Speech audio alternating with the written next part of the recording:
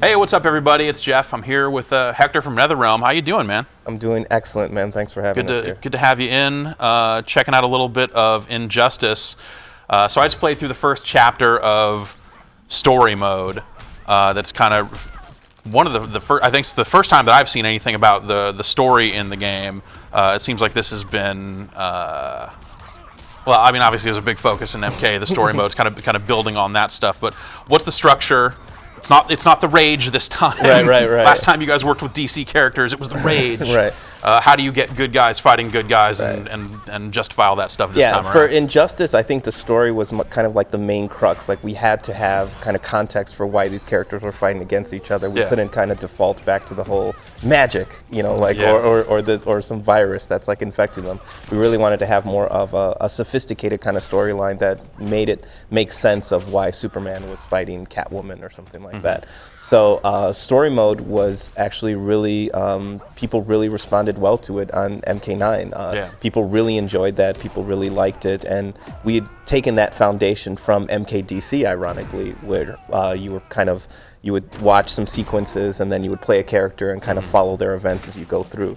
We built on that for MK9, and now this is kind of like Story Mode 3.0, where we're doing kind of the same kind of thing, but I think there's a lot more stakes involved in this one because comic book fans are very kind of critical about the storylines and trying to make sense. So we definitely had to make sure that all of the content kind of like made sense. Let's not be crazy here. There have been a lot of comic books that don't make any sense at all. It's true. It's funny. Like, we've been pimping this game out for a little while, and we've been going to different shows, and it always cracks me up because somebody will come up to me and they'll be like, Flash would never do that in real life.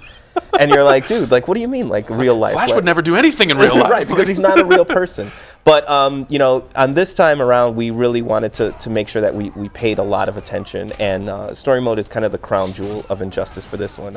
We have more content than we had for MK9 as far as just, like, straight cinematic content, like generating the actual kind of, like, video content of it. There's more than MK9 is. And they're actually working some gameplay into those cinematics, exactly. too. Like, there's as you played before, one of the things that we've added this time is kind of like a mini game element before some of the matches. So before, we used to just, you would watch a cinematic sequence, there would be kind of a pre-fight intro, and then the match would start. Well, now, for a couple of the fights, and we're going to spread them out kind of equally around all of the chapters, there's going to be kind of a mini game element in there. Ed really likes his mini games, right? Absolutely. Your test your minds and that kind of stuff. So this is kind of just the next evolution of incorporating that gameplay that we've always liked into story mode. And the cool thing about it is that the results of these mini games actually have a direct effect on the fight. So, like with your example, as you were throwing the batarangs at Lex, depending on how many batarangs you hit him with successfully, he starts with that much less on his health bar. So you start with an advantage. And there'll be different kinds of ways that you can kind of have influence on the fight based on the results of the mini games. It's not necessarily like live or die type stuff, like, I missed this button press and now I have to do this whole sequence again. Exactly. Like, if you didn't throw any, batarangs, if you were up in the bathroom and you came back and the fight started, you guys would just both be at the exact, 100% health. I mean, it's not, the main part of this game is the fighting. It's not the mini games, but that's just an added element that kind of like goes into it. There's no failure sequence for them. You go into the fight, you're just you don't have as much of an advantage as you were supposed to have before, and it's really cool. It plays it out straight up Dynamite Cop style. It breaks up the monotony of the story, non-interactive sequence fight, non-interactive sequence fight. Like, it's just the next step in that, and people are responding to it well. I think people like it. Cool. How have the character reveals been going? Seems like the plan of. There hasn't been like a big roster leak like you see with a lot of fighting games. Yeah. Been sticking to it. How many you got left? Good question. I will say that there are still a number that are left to be revealed, but we're doing a lot more this time around to kind of guard that. Obviously, we had some incidents last game where some of the stuff was getting out. But the cool thing about fighting games is that the roster reveal is just such this like big event for all the people that are in it. Like, people are hitting me up on Twitter. People are hitting up Ed on Twitter. Like, I see Ed all the time, just like retweeting people that are just like, what about this person? You better put this guy in the game, or I'm not buying it. And it's the You're already too invested. You're clearly going to buy this game. Look at how invested you are in this.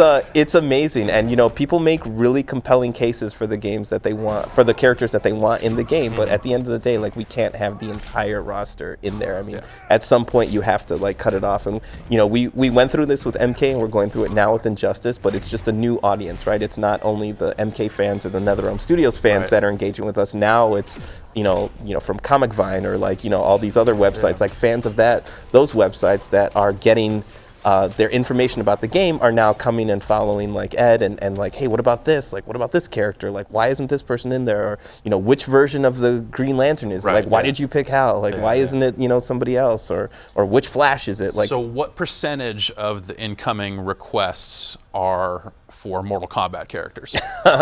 It's, a lot of people are always asking, like, is this person going to be in the game? How about this? I would say it's not as much. I mean, I think people are starting to get the kind of message that Injustice is Injustice. It's separate from the Mortal Kombat universe. It's separate from it's back that to block. Kind of realm. Like I don't know that I want to. I don't know that I want to play a Scorpion that is back to block. What does that even mean? How would that even work? It's definitely a challenge, and the issue with it is that when you have any kind of Mortal Kombat kind of associated with it, the expectations kind of get there. Like that was something that we dealt with Mortal Kombat versus DC Universe was that people saw MK in the title, they expected the game to act a certain way. This is Injustice. This is its own IP. This is its own universe. It's its own gameplay style. Like, it's definitely influenced and built on the foundations that we've done as a studio with our fighting engine, but it's not necessarily the MK style thing. Like you say, it's back to block. It's 3 attack buttons and 4th character trait button. It's not the 4. It's not high punch, low punch anymore. I mean, there's very concrete, fundamental things that are different about this game. And how's it felt for the team? I mean, to kind of be able to break free of that Mortal Kombat legacy, even if it's only for one game.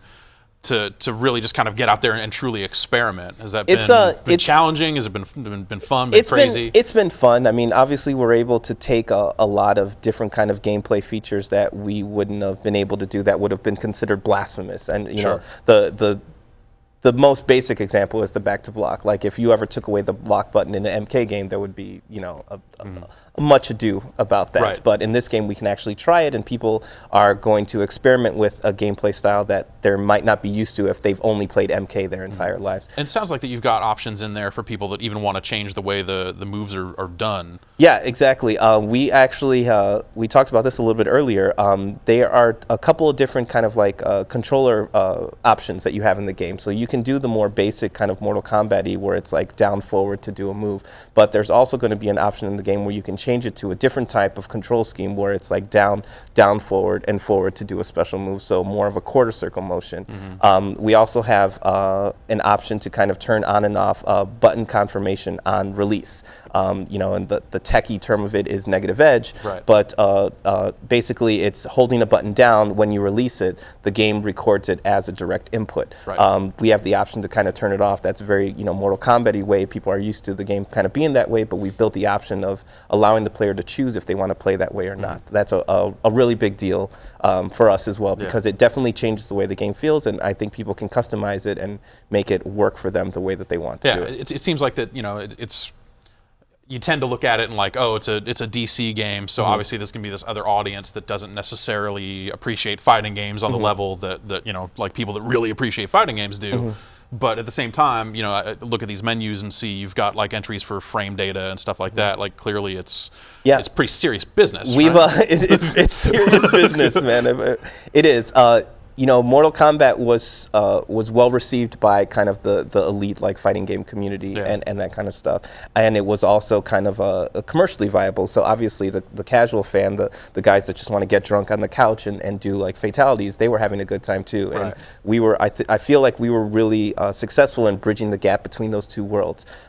We definitely wanted to build on that foundation for Injustice and kind of put the things in there that a lot of that kind of fan base was requesting. So like you said, we actually have frame data for every move, even normal attacks, combos, and special moves. There's, the startup frames, the recovery frames, that kind of stuff. I mean, that kind of information probably doesn't apply to a vast majority of the consumers that are going to get this game. But for them as well, we've also added the ability to kind of tag your moves and have them display to you all time. So there's actually an option when you go through the menu, if there's a certain combo or if there's a certain special move that you really like to do, but you sometimes forget the inputs because they're complex or they're more than like 2 or 3 buttons like me, where I can't, I just can't think that far ahead.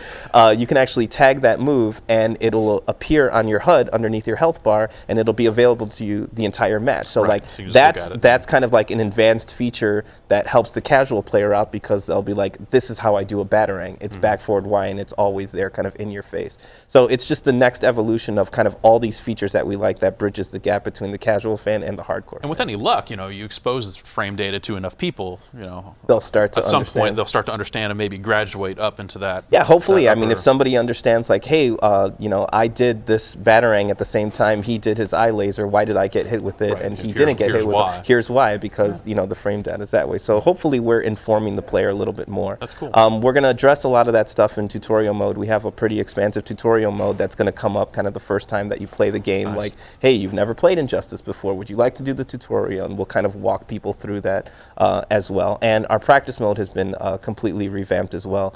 We listened to a lot of the kind of suggestions that people kind of asked for us from MK9. So now you can actually record your button inputs or record combos and then apply it to the AI. So if there's like a specific combo that you don't know how to kind of get out of, you can actually record it, and then the AI will play it back, and then you can kind of practice kind of getting out of it, things of that sort. You can adjust the AI level. You can say, is the AI going to be blocking all the time? I mean, the practice mode is again, not to use an overused term, but practice mode is pretty serious business, and I think people are going to be really into that aspect as well. They're just going to see the graduation that we kind of like started with on MK versus DC, and we've just kind of like improved each time around. Cool.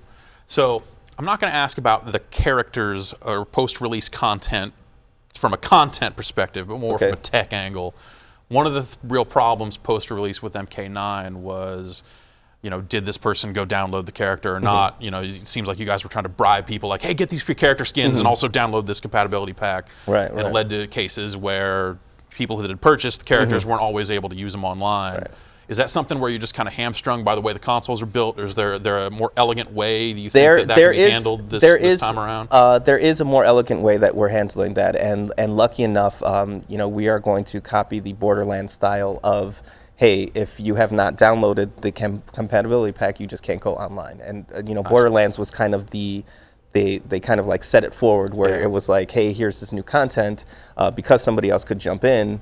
You needed to have that content on your thing. So we're going to have a plan in place for kind of that in the future to make sure that everything is kind of held on, and shout out to the consoles to working with us and trying to get that in, and big shout out to our programming team to kind of make that tech happen. But it's definitely an issue with the it's future problems, man. It is crazy stuff. It's you future never problems, realized. but we're getting ahead of it now. Yeah. And the architecture is in place to kind of handle that stuff. So we are looking at it, and it's a shame to have all of the artists and all the programmers kind of making this content that people are never going to be able to see because of some architecture like system problem with the internet. So it's nice that people are actually looking at that and creating solutions to these kind of like first world future generation problems. Exactly. Well, I mean, hopefully we'll just get new consoles that'll just be smarter and better equipped to deal with that stuff and all that. But I guess we'll have to wait and see. Idea. Right? Certainly not sitting on dev kits. Not that your team would ever leak the knowledge of a dev kit or anything like that. Anyone based in your studio, whatever. Well, I mean, if we're just going to go down this road, do you still feel that Mortal Kombat versus Street Fighter is inevitable? You know what?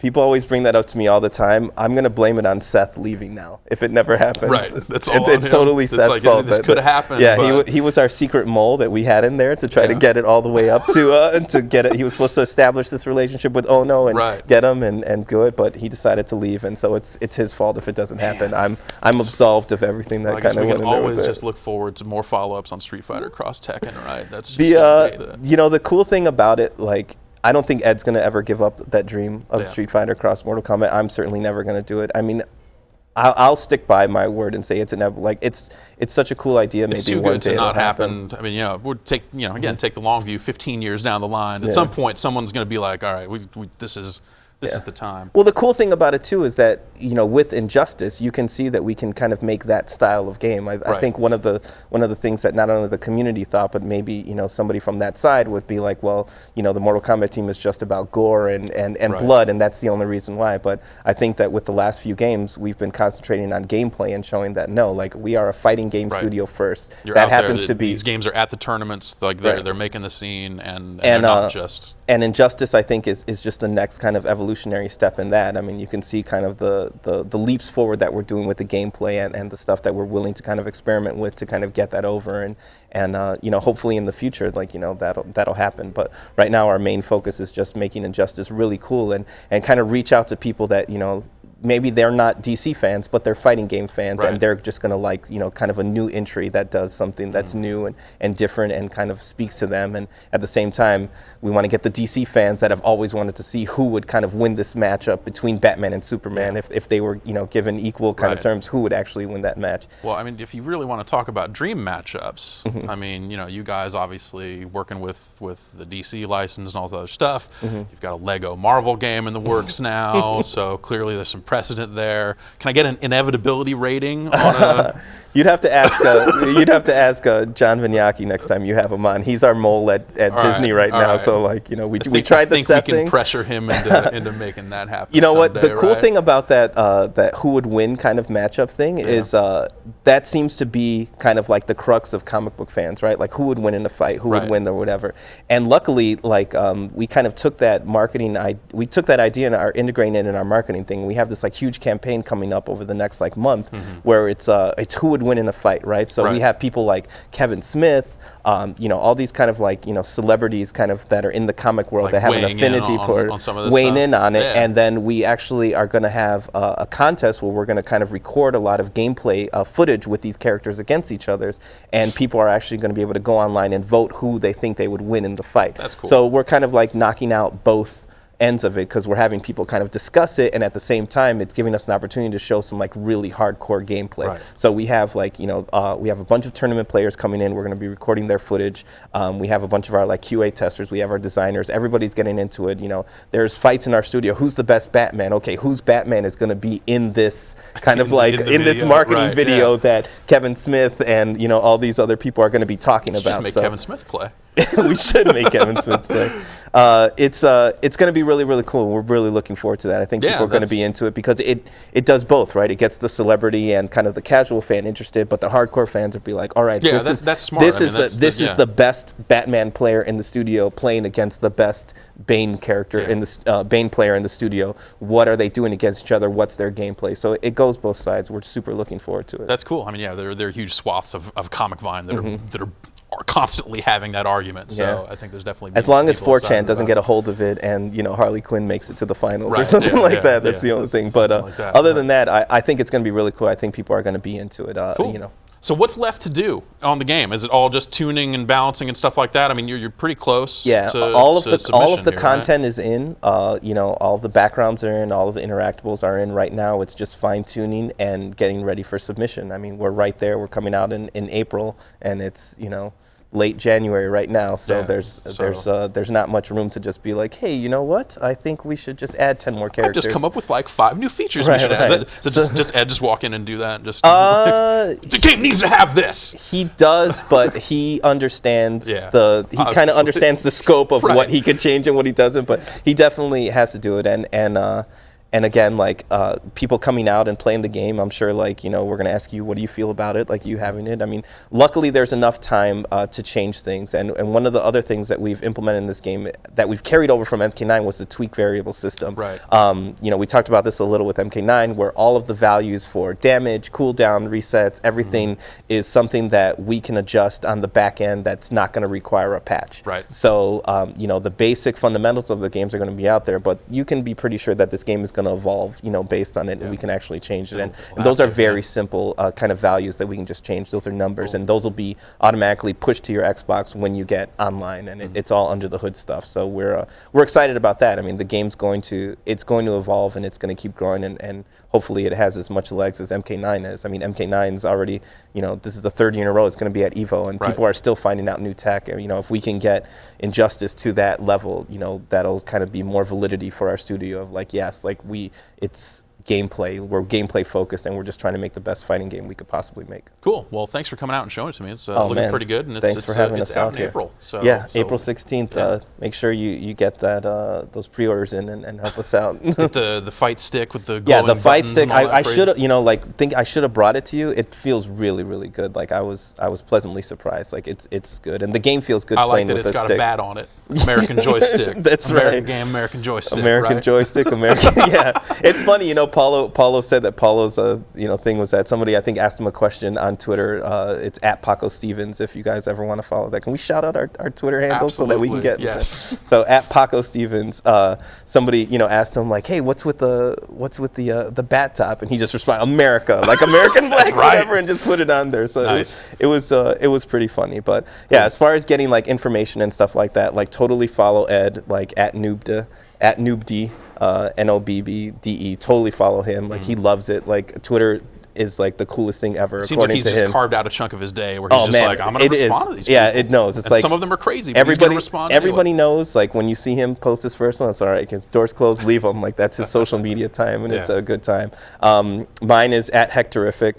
Paulo's is at Paco Stevens, and then our community manager is Rigo at NinjaBoy66, and then at Injustice Game. And at Injustice Game we'll have kind of like a links to a lot of the cool stuff or whatever. Cool. But we're definitely going to be engaging with people in there, and we're going to listen to feedback, and we're just trying to make this game for people. So I don't want people to feel like they can't give us suggestions and stuff. We're going to listen to it, and there's stuff in the game directly from feedback that we've gotten from Twitter. So it does work. There's perfect examples. All right. Well, thanks for coming out. Thanks for having us. Best of luck finishing it up. Yep. I can't wait to see everybody online.